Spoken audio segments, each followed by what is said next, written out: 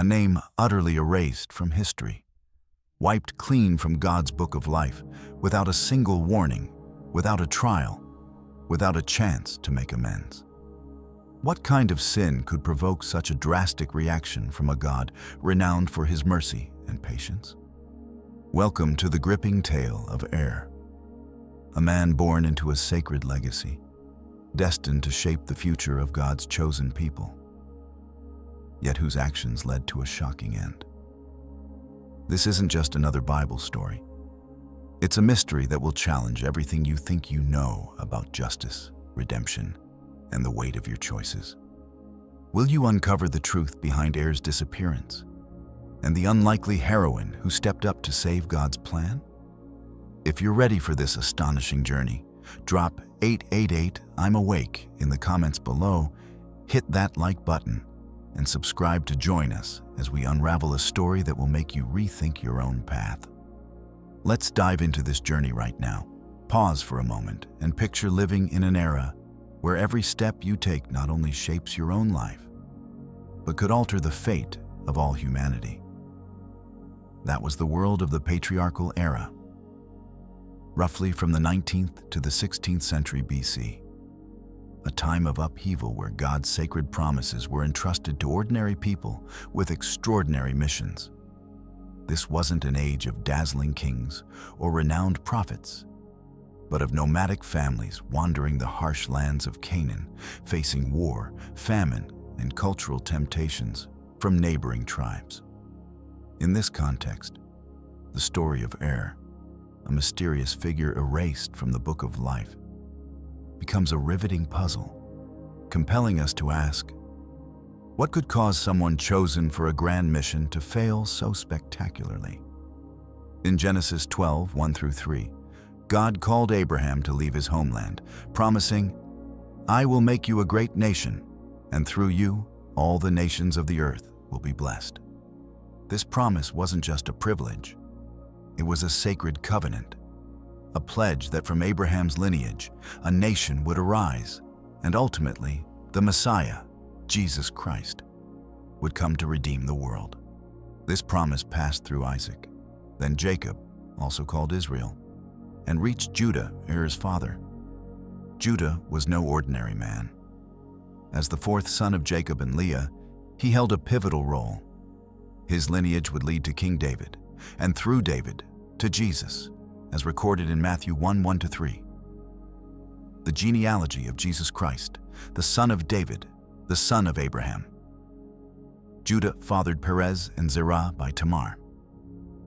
But before Perez took center stage, another figure stood at the heart of this story, the one expected to carry forward this sacred torch.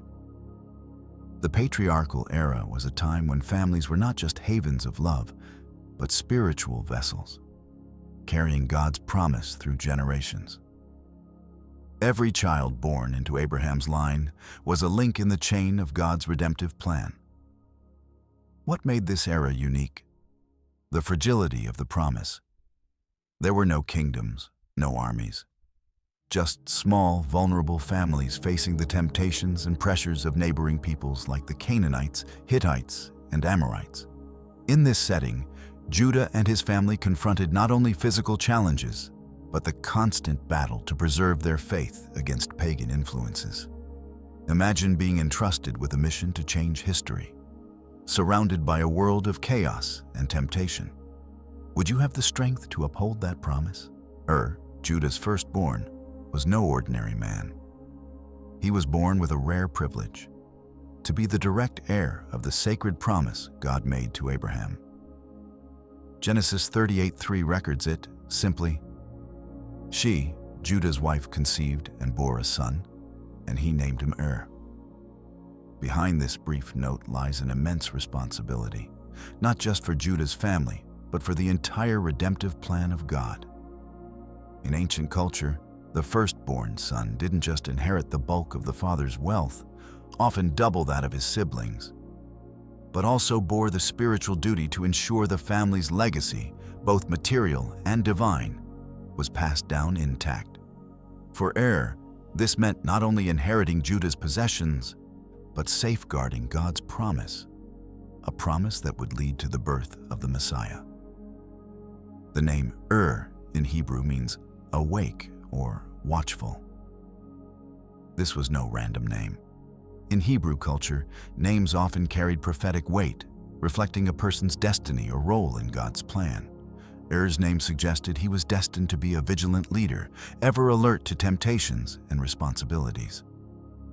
Picture someone named Light choosing to dwell in darkness, or Hope abandoning all dreams. That is the tragedy of Instead of living up to his name's meaning, he fell into spiritual blindness, leading to an end that stunned the world. Er's role as the firstborn placed him at the center of Judah's lineage. He wasn't just a family member, but the one expected to guide the nation of Israel closer to fulfilling God's promise. In this context, represented not only himself, but the entire chosen nation, destined to be a light to the nations, as the prophet Isaiah later declared, "I will make you a light to the nations." Isaiah 42:6. Yet this role came with immense pressure. Faced not only his father's expectations, but the weight of a destiny far beyond an individual's life. How could a young man like bear the burden of a mission tied to the Messiah? And what caused him to squander this monumental opportunity? To understand more deeply, consider other firstborn sons in the Bible. Cain, Adam's firstborn, failed when jealousy led him to murder. Esau, Isaac's firstborn, traded his birthright for a bowl of stew, Genesis 25:29-34. These stories show that being the firstborn guarantees neither success nor righteousness. Like Cain and Esau, stood at the threshold of shaping history, but faced temptations and challenges any human might encounter. Have you ever wondered what might happen if you were given a great responsibility, only to be swayed by the temptations around you? To grasp Er's downfall, we must look at the decisions of his father, Judah, who unwittingly laid the groundwork for this tragedy. Genesis 38:1-2 recounts that Judah left his brothers and went to Adullam, where he befriended a man named Hirah, an Adullamite, and married the daughter of a Canaanite named Shua. This wasn't a casual choice. It was a grave breach of the patriarchal tradition. Abraham, Judah's ancestor, explicitly instructed his son Isaac not to marry a Canaanite woman, as the Canaanites worshipped pagan gods like Baal and Asherah, with customs often deemed immoral by the Hebrews. Genesis 24:3-4. When Esau, Abraham's grandson, married 2 Hittite women, it caused great distress to his parents. Genesis 26:34-35. So why did Judah, heir to the sacred promise, choose this path? Judah's decision reflected a profound spiritual compromise. The Canaanites had a vastly different culture, with rituals worshiping idols, including practices that clashed with Abraham's faith. By marrying a Canaanite woman, Judah not only brought his family into a mixed environment, but set the stage for cultural and spiritual conflicts within his household. Imagine a home where 2 opposing worlds, the faith of Abraham and the pagan culture of Canaan, collide daily. Through his actions, Judah created a setting where grew up on the edge of 2 worlds, one of divine promise, the other of foreign temptations. Judah's compromise didn't stop at marriage. His departure from his brothers to Adullam signaled a deeper separation, not just geographically, but spiritually. Judah seemed to seek a freer life, unshackled from the constraints of his family and the responsibilities of the sacred promise. Perhaps he felt the weight of living in his father Jacob's shadow, or the expectations of a chosen nation. But this pursuit of freedom sowed seeds of unforeseen consequences. Judah may have thought blending with the Canaanites would bring stability or prosperity. But instead, it created an unstable environment for his son, A single misguided choice by a father can set an entire family on a dangerous path. What did Judah do to unintentionally shape his son's tragic fate? What makes Er's story so captivating is the Bible's silence about his life. Beyond recording his birth and death, Scripture offers no details about his childhood, character, or the experiences that shaped him. Genesis 38 mentions Er in just a few brief lines. But this lack of information only heightens the story's allure. This silence isn't accidental. It's like a veil of mystery, inviting us to ponder who Er was and what led to his downfall.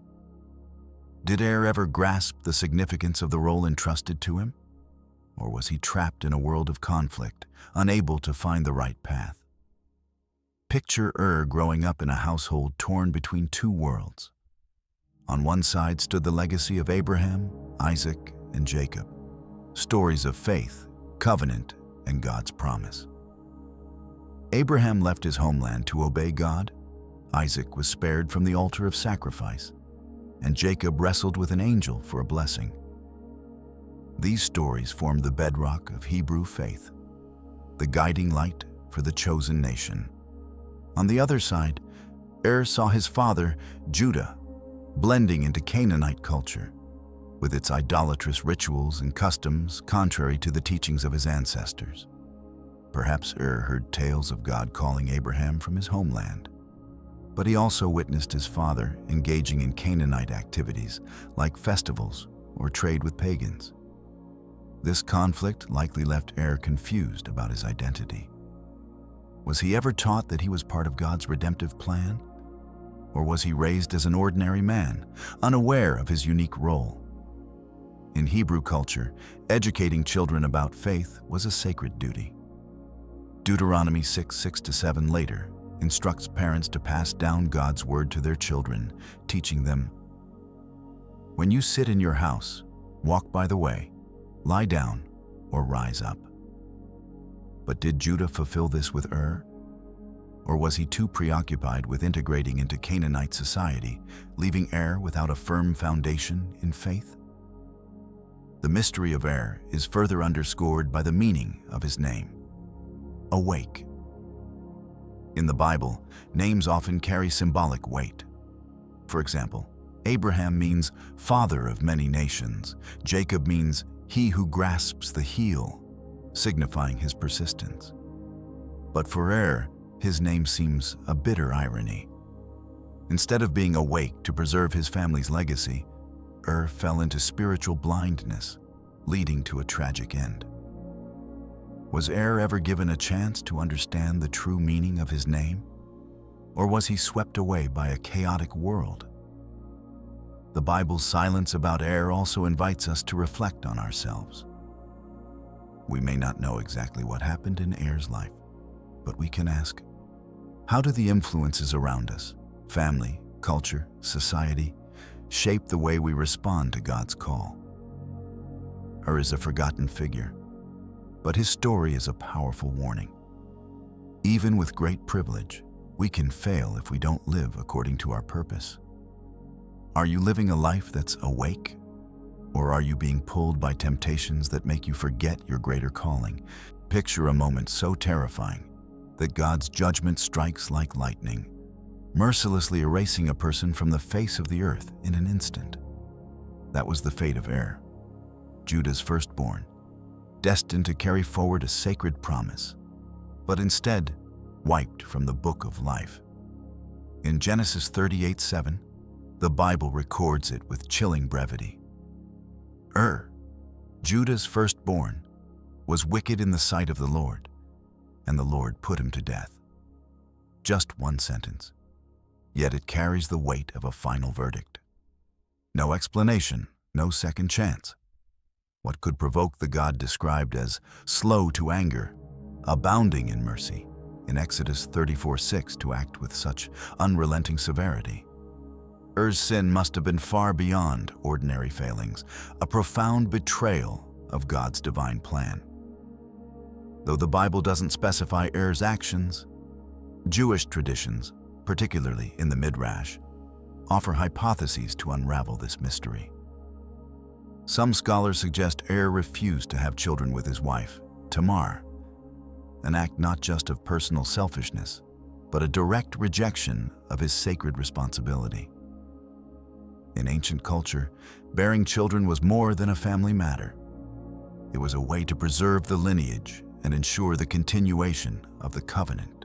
If Er deliberately prevented conception, perhaps fearing the loss of his inheritance or captivated by Tamar's beauty and unwilling to see her pregnant, his action was not merely a personal sin, but an affront to God's promise to Abraham.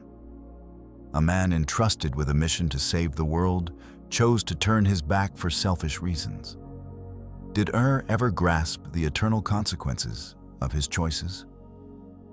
Another theory from Jewish tradition posits that may have introduced Canaanite pagan practices into the family, such as idol worship or engaging in rituals contrary to the faith of his ancestors. This would be a grave betrayal, as Judah's lineage was chosen to uphold the purity of the covenant. Imagine someone tasked with guarding a sacred flame, but instead extinguishing it by embracing darkness. Whatever Er's sin, God's judgment reveals it was not just a personal failing, but a direct threat to his redemptive plan. In Psalm 7:11, the Bible describes God as a righteous judge who is slow to anger and does not rush to punish. So, how grave must Er's sin have been to prompt such immediate action? Do we ever consider how our small choices might unleash monumental consequences in God's plan? Er's judgment was not just a personal event, but a warning to all entrusted with a divine responsibility. Failed not only as a firstborn son, but as a link in the chain of God's redemptive plan. His death was not just an end, but a reminder that God does not tolerate betrayal of his covenant. When given a great mission, will you choose to live up to it, or let selfishness lead the way? Er's sudden death was not just a personal tragedy, but created a dangerous void in Judah's sacred lineage. As the firstborn, was expected to produce heirs to carry forward God's promise to Abraham. Through your offspring, all nations on earth will be blessed. Genesis 22:18. When died without children, this promise faced the risk of disruption. In the context of ancient culture, this was not merely a family loss, but a spiritual crisis, threatening the covenant's survival. Yet God, in his faithfulness, had a plan to preserve the promise, beginning with an ancient custom. The levirate marriage. The levirate marriage, later codified in Deuteronomy 25:5-6, mandated that if a man died without a child, his brother must marry the widow to produce an heir for the deceased. This child would carry the name of the dead brother, ensuring his lineage and inheritance endured. In Er's case, Judah commanded his second son, Onan, to marry Tamar, Er's widow, to produce an heir for his brother. But Onan, like chose a path of selfishness. Genesis 38:9 recounts that Onan knew that the offspring would not be his. So whenever he was intimate with Tamar, he deliberately prevented her from conceiving, spilling his seed on the ground. This act was not just disobedience to his father, but a direct affront to God's covenant. Imagine being tasked with continuing a vital legacy, but choosing instead to protect your own interests. That was Onan's choice. He feared that a child bearing Er's name would claim the firstborn's rights, reducing his own inheritance. Onan's selfishness was not just a personal act, but a betrayal of God's plan. The consequence. Genesis 38:10 states, "What he did was wicked in the Lord's sight, so he put him to death also." Both of Judah's sons, and Onan, were struck down for their disobedience and selfishness. When two heirs fail in succession, what becomes of God's promise? Could human failures derail his grand plan? Onan's death deepened the crisis in Judah's family. With two sons gone, Judah was gripped by fear and confusion. He began to suspect that Tamar, the widow of his two sons, might be the cause of these tragedies. In his fear, Judah ordered Tamar to return to her father's house and wait until his youngest son, Shelah, was old enough to marry her. But behind this promise lay deception. Judah had no intention of letting Shelah marry Tamar, fearing he too would die. This act was not just a lack of faith in God, but an injustice to Tamar, thrusting her into a state of despair. When an entire family turns its back on God's promise, who will rise to defend it? Amid the darkness of Judah's family tragedy, an unexpected figure steps into the spotlight. Tamar, a woman twice widowed, abandoned, and forgotten. In ancient culture, a childless widow was among the most vulnerable, without a husband, children, or protection, cast to the margins of society, living in waiting and uncertainty. But what makes Tamar extraordinary is not her pain, but her profound awareness of the importance of Judah's lineage. Tamar was not just a grieving widow, but a woman who understood her role in God's redemptive plan. When everyone around her failed, how could a forsaken woman become the unlikely hero of this story? Put yourself in Tamar's shoes. She had lost 2 husbands, been denied her rights by her father-in-law, and sent back to her father's house with a promise that would never be fulfilled.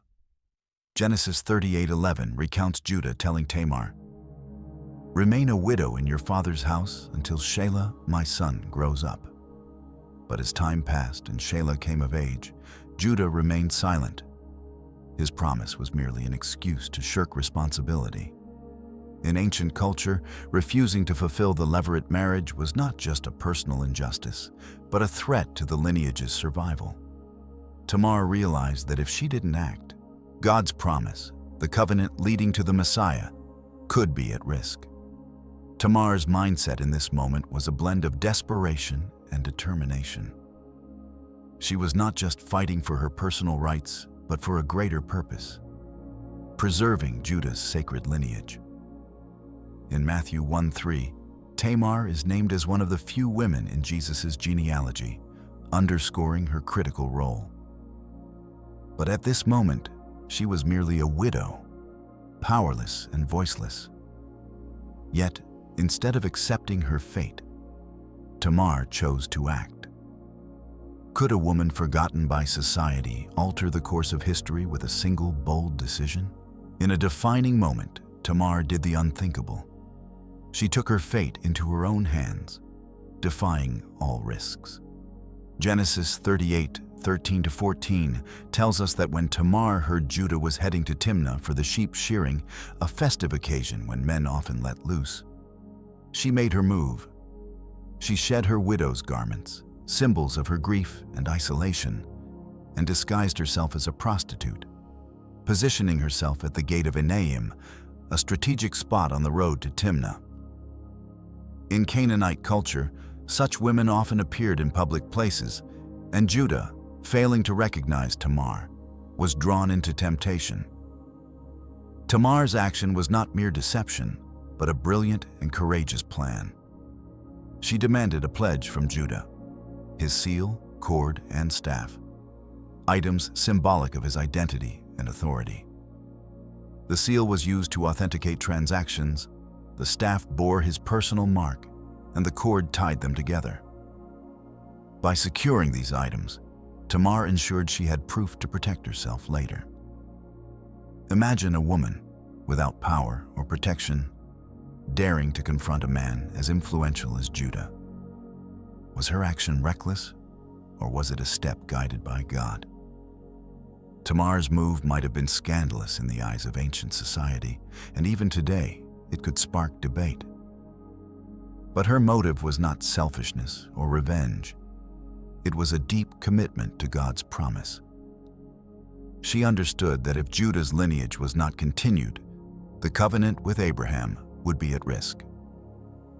In Ruth 4:12, Tamar is later honored as a model of righteousness when the people bless Boaz and Ruth, referencing the house of Perez, whom Tamar bore to Judah. Tamar's bold, controversial act was a decisive step to protect God's plan. When every door closes, will you give up or fight like Tamar to preserve what matters most? Envision a moment so tense it takes your breath away, when truth erupts like a blazing fire, exposing every secret and forcing a person to confront their own failings.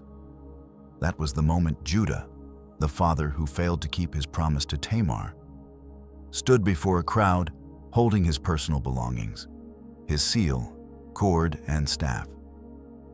Genesis 38:25-26 recounts that as Tamar was brought out to face execution for alleged adultery, she sent these items to Judah with a message. "I am pregnant by the man who owns these. Recognize whose seal, cord, and staff these are." This was not merely an accusation, but a call for Judah to face the truth, to confront his own mistakes head-on. Picture Judah in that moment, a powerful man, poised to pronounce a death sentence on his daughter-in-law, suddenly realizing he himself was behind the act he intended to condemn. The seal, cord, and staff were not just personal items. They were symbols of Judah's identity and honor. In ancient culture, these were akin to a modern signature or ID, bearing the unmistakable mark of their owner. When Tamar sent them back, she not only proved her innocence, but forced Judah to face his own hypocrisy. Would a man of power like Judah choose to hide his mistake or publicly admit his fault to restore justice? Remarkably, Judah did not try to evade the truth.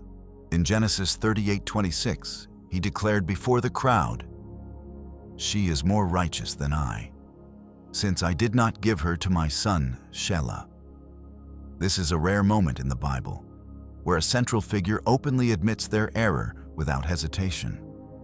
Judah's confession was not just an act of humility, but a spiritual turning point, restoring Tamar's honor and safeguarding God's sacred promise. Compare this to the story of King David, Judah's descendant, who faced his sin with Bathsheba. In 2 Samuel 12:13, David confessed, "I have sinned against the Lord," after being confronted by the prophet Nathan. Both Judah and David chose repentance over pride, and this repentance paved the way for redemption. This moment not only saved Tamar's life, but preserved Judah's sacred lineage. Had Judah chosen to deny the truth, Tamar might have been killed, and God's promise leading to the Messiah could have been jeopardized. But by admitting his fault, Judah opened a new path for God's plan. When standing at the crossroads of pride and humility, which path would you choose? Does the truth have the power to change your heart, as it did Judah's? Following the dramatic moment of truth, the story shifts to another unexpected event: the birth of Tamar's twin sons, Perez and Zerah. Genesis 38:27-30 recounts that as Tamar's labor began, one twin extended his hand, and the midwife tied a scarlet thread around his wrist, declaring, "This one came out first."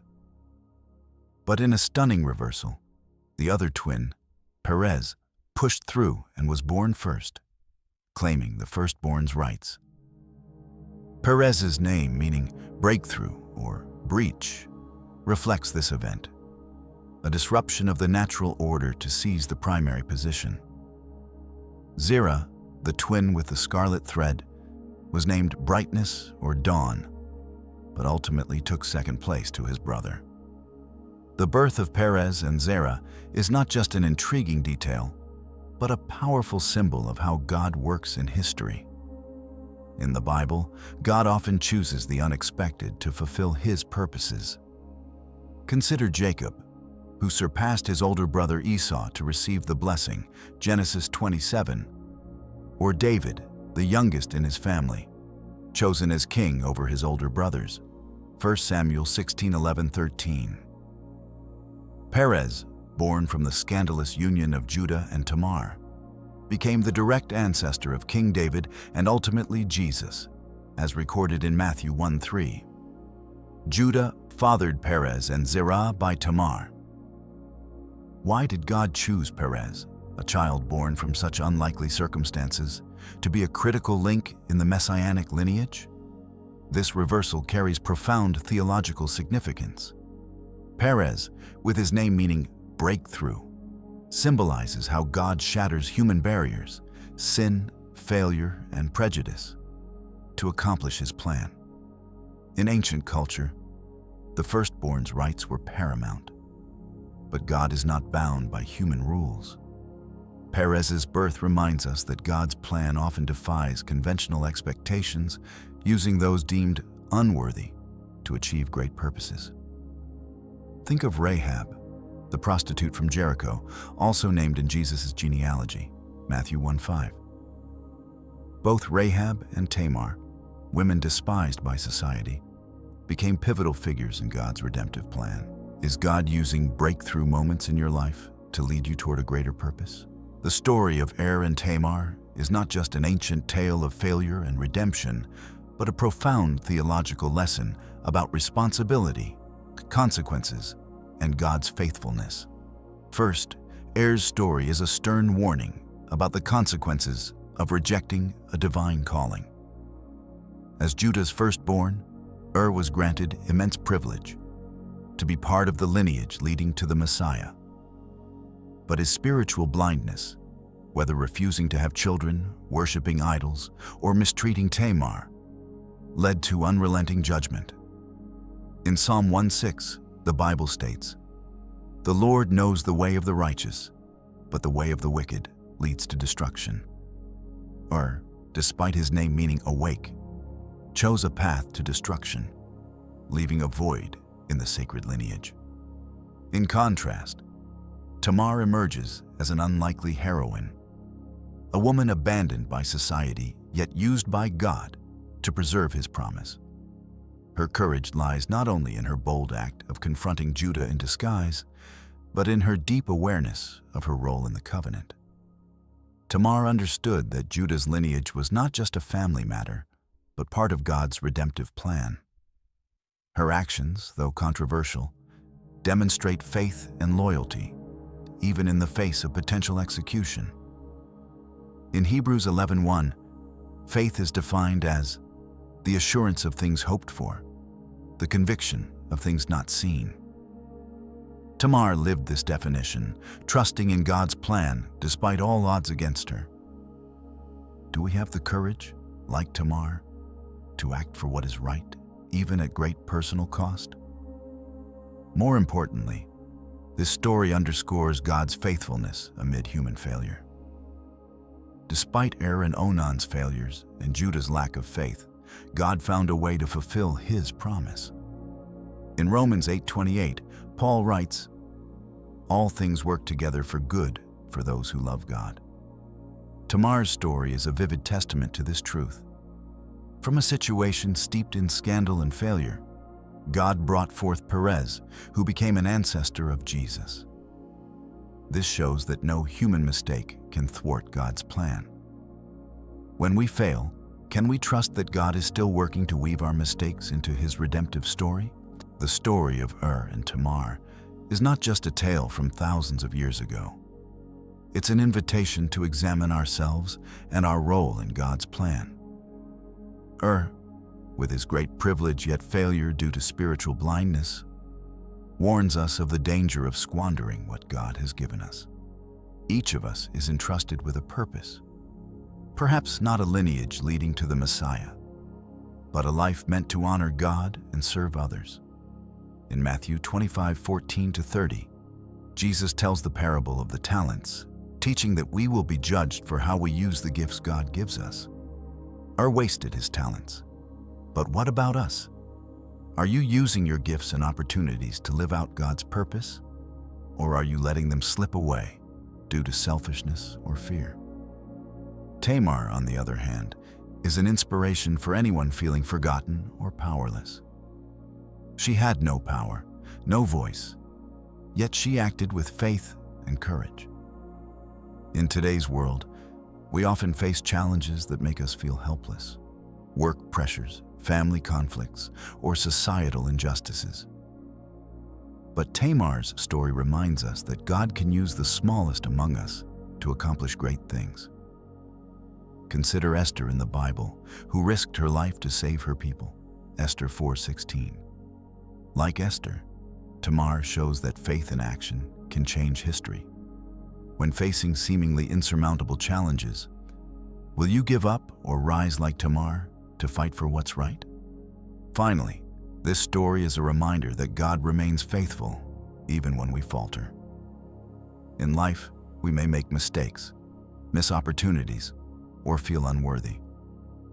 But Perez's story shows that God can transform our failures into breakthroughs, leading to His glory. In 1 Corinthians 1:27, Paul writes, God chose the weak things of the world to shame the strong. Tamar and Perez are living proof of this truth. Are you ready to trust that God is working in your life today, even when you feel you've failed? As we draw the curtain on this unforgettable story, pause to reflect. Every choice you make holds the power to shape not just your life, but the legacy you leave behind. Er's story shows how quickly privilege can slip away if we turn from God's call, while Tamar's courage proves that even in the darkest moments, one bold step can change history forever. What will your legacy be? Will you be an forgotten by time, or a Tamar, rising above adversity to fulfill a greater purpose? Share your thoughts in the comments below. What moved you most about this story? Hit that like button, share this video with someone who needs to hear it, and subscribe to join us for more Bible stories that will ignite your faith and challenge your perspective. Until next time, stay awake to God's call and let your life be a testament to His unstoppable plan. See you soon.